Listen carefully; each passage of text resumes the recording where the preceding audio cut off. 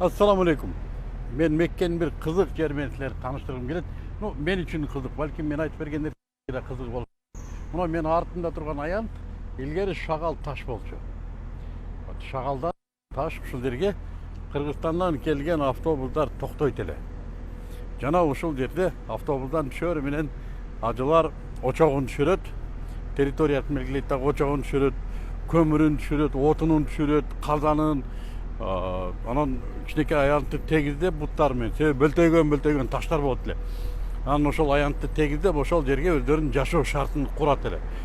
Бир кезде карасаң, ошол автобустун тегереги кайтыды бир ажы тобунун жашаган жери болуп калат эле. Ошо таштын үстүнө эле шагалдын үстүнө төшөктөрүн салып, кимдир бирөөлөргө төшөк албаган болсо автобуска батпайт деп. Жеңил желпи бир төшөгүн салып, анан жата коюшат эле.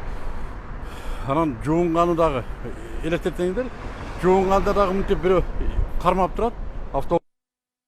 Ошол жерге анан бир күндө бир жуунбаса адам бу жерде таза жүрүш өтө кыйын, өтө ысык жайдын күнү. 6 чейин чыгат градус. Ошентип ажылык кылышчу. Анан өйдө жагында биз биринчи жолу ушу бир жатаканага жатканбыз, Кыргызстандын делегациясы. Жатаканада биз подвалында жаттык. Подвалында полу кафель экен. Анан ашканасы бар экен, кухнясы. Кухнясында газ бар экен. Биз жаткан жерде ошо матрастар бар эле. Биз үчүн мына автобус менен келип жашагандарды карап туруп, биз үчүн бул аябай чоң жетишкендик. Кафель, тегиз полу, и матрастарыбыз бар. Мындай матрастар бар. Жанагы таштар быкынга өтпөйт. Сүйүнөбүз. Кудайга шүгүр.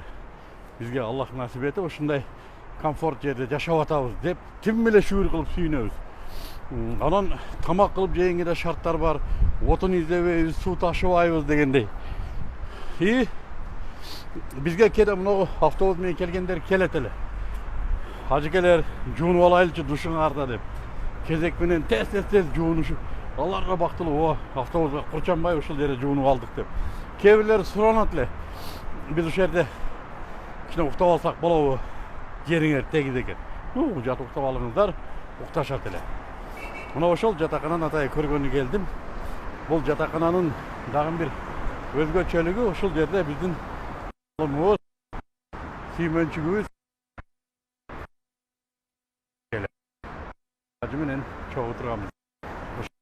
Көрсө, үй билеси бир сүйүнүп калар деген максатта ошо. Мына ошол үй Меккеде ушу чубага чейин жашаган жерим. Аябай